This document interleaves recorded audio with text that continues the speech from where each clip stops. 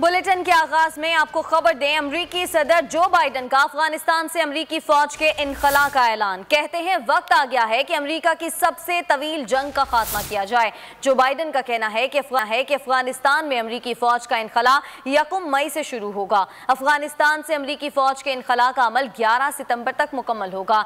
मैं चौथा अमरीकी सदर हूं जिसके दौर में फौज अफगानिस्तान में है।